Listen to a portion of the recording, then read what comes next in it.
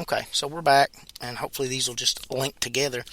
But like I was saying, I'll come straight out of that. Like, every summer is this big Deftones kick.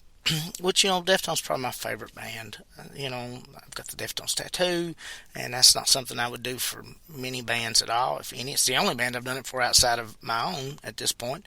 But, you know, when I hear Around the Fur, I think of that summer. The first summer, I had my little geo tracker, and I could take the top down, and I would just ride around, and it makes me think of one day in particular up on a strip job, just me and two of my buddies listening to music. It makes me think of trips back and forth to Louisville later on, the following summer, in my little Tercel, and listening to it there.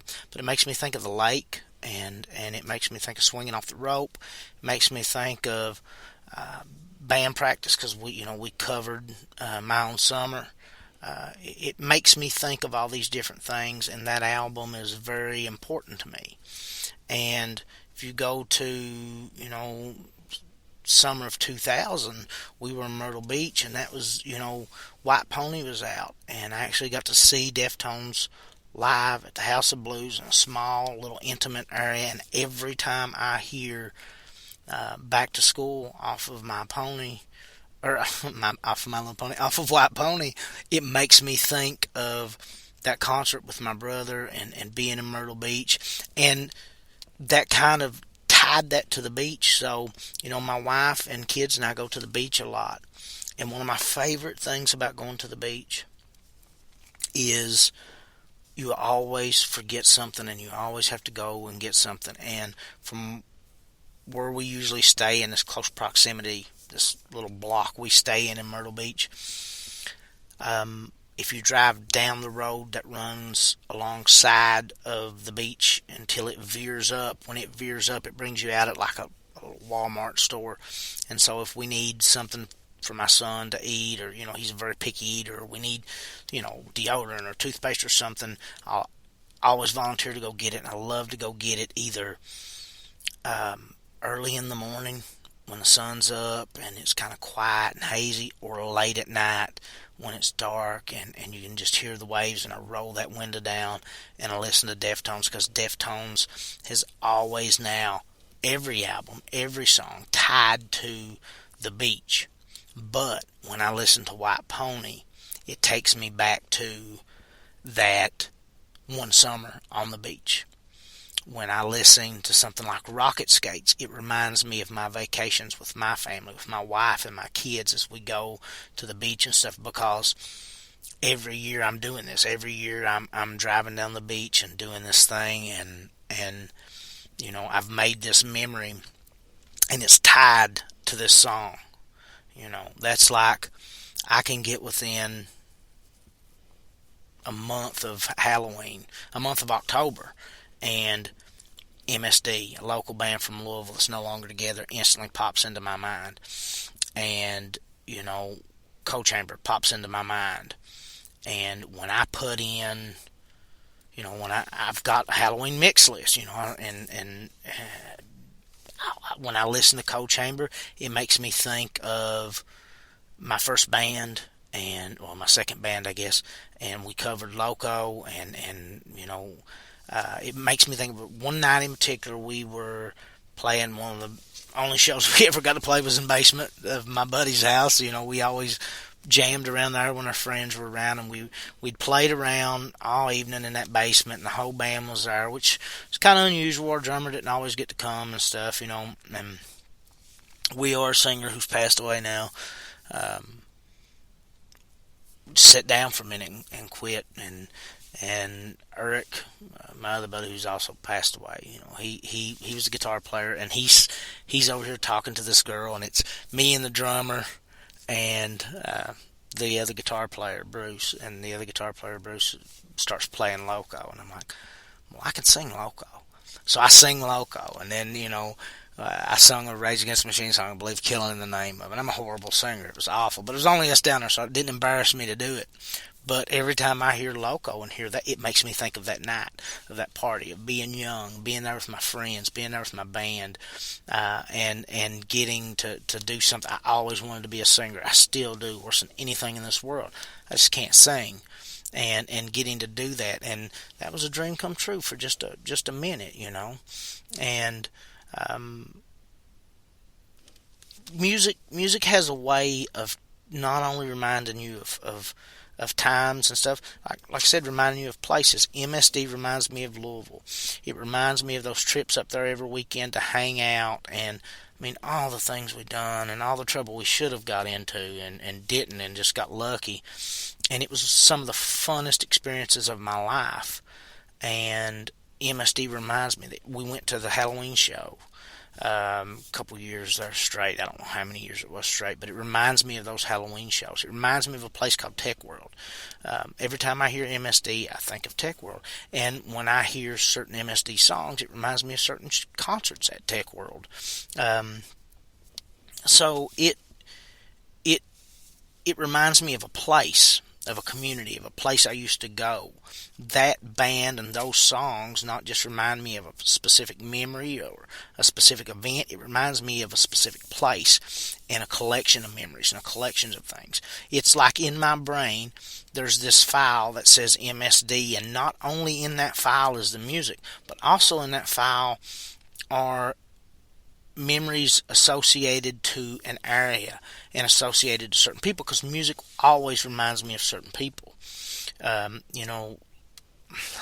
When I hear Slipknot, it reminds me of one of my friends from school, Josh Hall, because he's the first kid I knew that knew who Slipknot was. He knew well before I did. Josh was kind of always on this cutting edge of that stuff. Like, he knew that stuff. And so anytime I hear Slipknot, like, it may not be an overpowering memory, it's just part of this filing system that your brain has.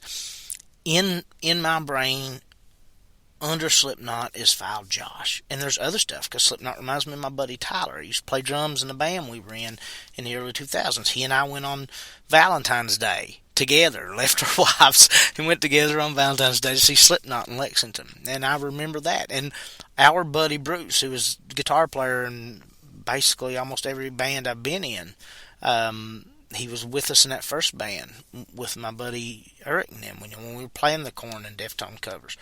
He was there, and so I think of that concert when I think of Slipknot, and I think of those guys. And it's amazing how these songs, like Korn, the Follow the Leader album, reminds me of everybody that hung out at my buddy's house, my buddy Eric. It reminds me of him, his cousin Mandy. There's no point in incriminating a lot of people. It reminds me of all these people. When I hear MSD, it reminds me of my buddy Caleb, my buddy Josh's brother. Josh lived down here. Caleb lived in Louisville with his mom. So when we were going to Louisville, we were going to see Caleb. Different things, different bands remind me of different people. It's weird how our mind works in regards to memory and how it uses, at least my mind. I don't know, maybe I'm crazy. Maybe I'm the only one that it actually works this way for. And that's why comments work. You tell me if I'm just a psychopath. But to me, music builds this network of memories. It ties in people, places, things, specific events, chunks of time, everything. And I wonder often how my memory would work in the absence of music. Would it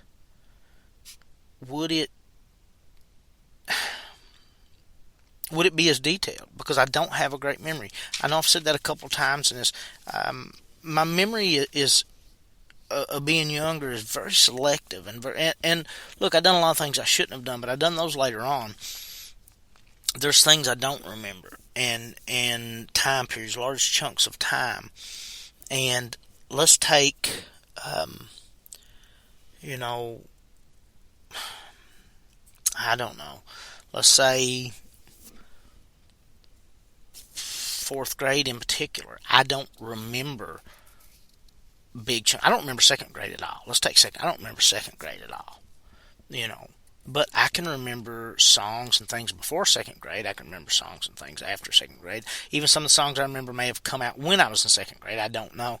But as in a whole, that school year, I don't really remember that school year. I don't even remember what my teacher looked like or who was in my rooms. And that was one of the few years that was like that. But I also can't think of any real musical things in that time period that would have prompted a memory. You see, so like I remember, I heard it through the grapevine, California Raisins. I remember that because in first grade we done California Raisins. Heard it through the grade. I had dressed up like a California Raisin. I had a little fake plastic instrument, and so every time I hear that song, I think of that, and a that's before second grade. So even music I'm not into seems to trigger memories. It's just fascinating to me how that works.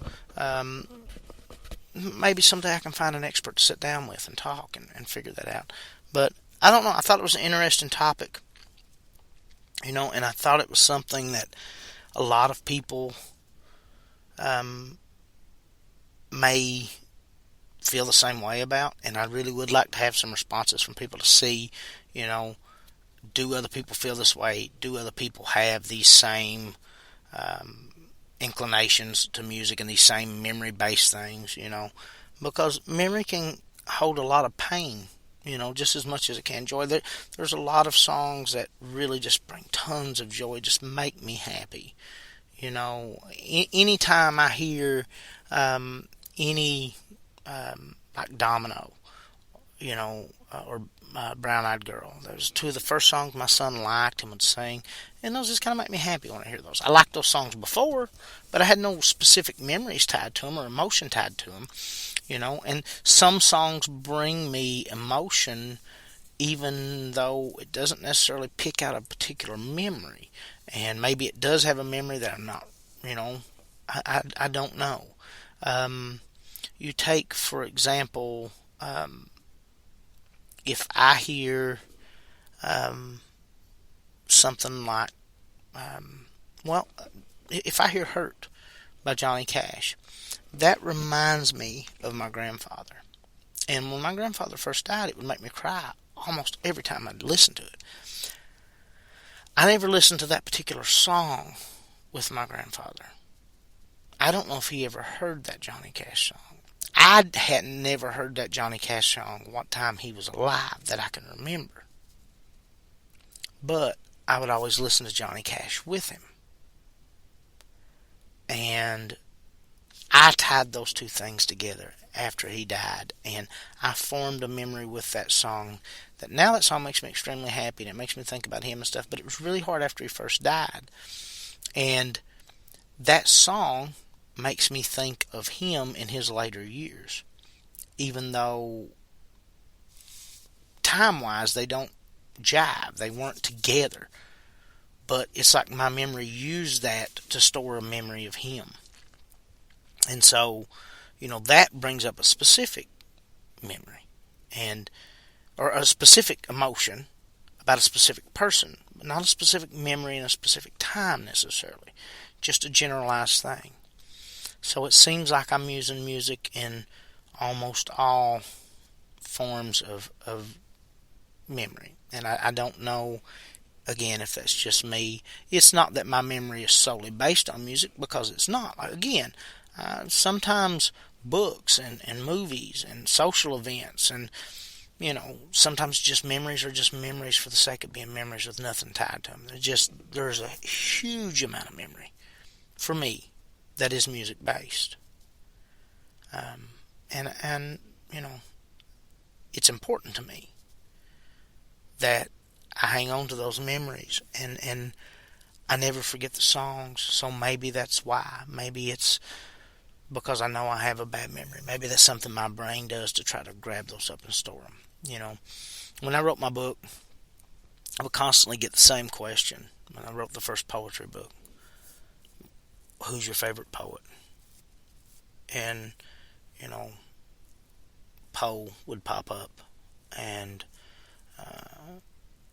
I would name all these poets to myself. But I'd always stop myself and go, honestly, it's musicians. It's Chino. It's Maynard. It's Jonathan Davis. It's Jimi Hendrix. It's all these guys who write these songs. Those are my poets. That's the poetry I love. And I still feel that way. I still feel like that's where I get a lot of philosophy in life, but more than anything, that's where I get a lot of therapy in life, and that's where I work a lot of things out, and that's where I learn to feel better about a lot of things. So, maybe it's a defect in my brain, but music is very important to me, and it also stores so many memories.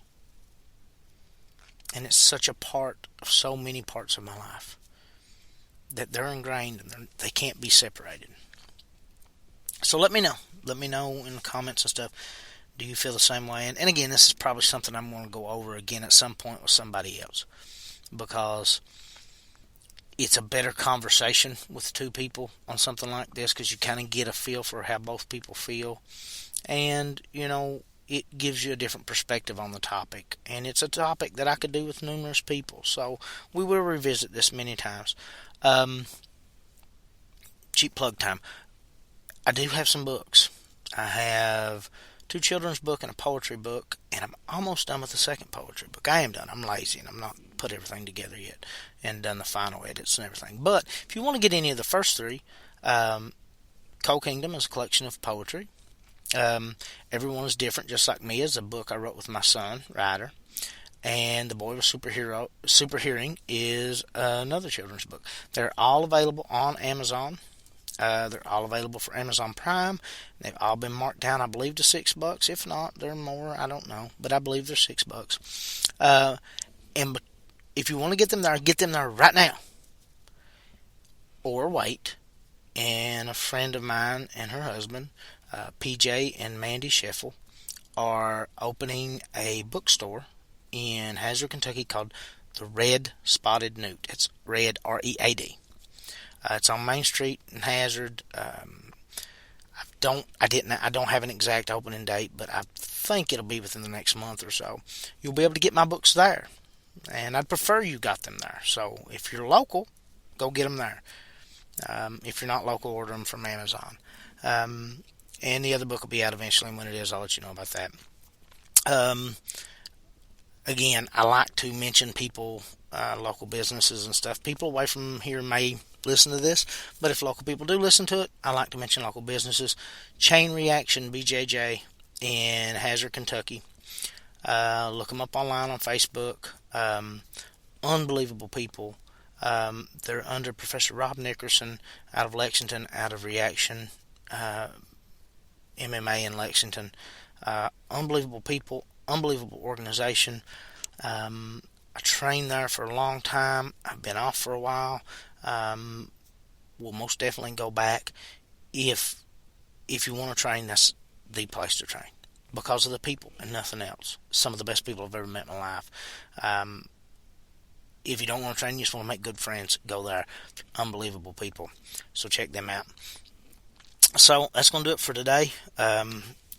If you made it through this one, it was a long one, but it was one I was extremely interested in. And these solo casts seem long to me sometimes, whereas you sit me down with a bunch of people and we can go 2 hours and it seems like nothing. But have a great day. Don't forget to like anything you can like, subscribe to anything you can subscribe, share anything you can share, and have a great day.